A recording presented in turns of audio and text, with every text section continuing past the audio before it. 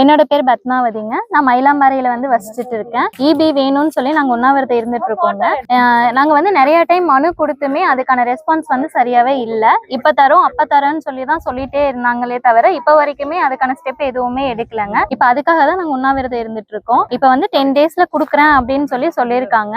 10 டேஸ்க்கு அப்புறமும் குடுக்கல அப்படின்னா நாங்க மறுபடியும் எங்களோட விரதத்தை கண்டினியூ பண்ணுவோங்க. இப்ப ஈபி இல்லாம கரண்டே இல்லாம எங்க குழந்தைங்க படிக்க முடியறது இல்ல. சின்ன குழந்தைங்களை நாங்க வச்சுட்டு இருக்கோம். அவங்களுக்கு உடம்பு சரியில்லாம போகுது.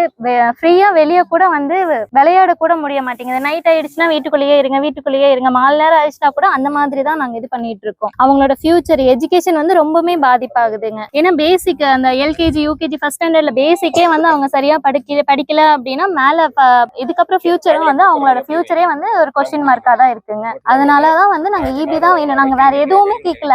ஒரு அடிப்படை வசதி தான். நாங்க இந்த நாட்டிலேயே பிறந்து இந்த நாட்டிலேயே வாழ்ந்துட்டு இருக்கோம். எங்களுக்காக ஒரு ஈபி கூட கொடுக்கல அப்படின்னா நாங்க இந்த நாட்டுல பிறந்ததுக்கான ஒரு அர்த்தமே கிடையாதுங்க. ஈபி தான் வேணும்னு அது மட்டும் தான் நாங்க கேட்கிறோம். நாங்க ஒரு அகதிக்கு கூட இந்த நாட்டுல நல்ல சுதந்திரமா நல்ல வசதியோட ஒரு வாழ்க்கை தான் அவங்க வாழ்ந்துட்டு இருக்காங்க. ஆனா நாங்க இந்த நாட்டிலேயே பிறந்த எங்களுக்கு என்ன வசதி இந்த கவர்மெண்ட் செஞ்சு கொடுத்துருக்கு? ஒரு ஈபி தான் கேட்கிறோம், அது கூட தர மாட்டேங்கிறாங்க. கோவை மாவட்டம் மதுக்கரை வட்டம் திருமலையம்பாளையம் பேரூராட்சி உட்பட்ட திருமலையம்பாளையம் வடக்கு வருவாய் கிராமம் மயிலாம்பாறையில கடந்த 8 ஆண்டு காலமா 26 குடும்பங்கள் எந்தவித அடிப்படை வசதியும் இல்லாம தொடர்ந்து ரொம்ப சிரமத்துக்குள்ளாகி வர்றாங்க. இந்த நிலையில அவங்களுக்கு உடனடியாக பட்டா வழங்கணும், அதே மாதிரி மின் இணைப்பு பெற அமைவிட சான்று வழங்கணும் அப்படின்ட்டு மாவட்ட ஆட்சியர் அவர்களை எங்களுடைய சட்டமன்ற உறுப்பினர் திரு தாமோதரன் அவர்கள் கடந்த சில நாட்களுக்கு முன்னர் மாவட்ட ஆட்சியரை சந்தித்து மனு அளித்தாங்க. அந்த மனுவின் அடிப்படையில மதுக்கரை வட்டாட்சியர் உடனடியாக முதல் கட்டமா 12 பேருக்கு பட்டா அமைவிட சான்று கொடுத்தாங்க. மீதி உள்ள 14 பேருக்கு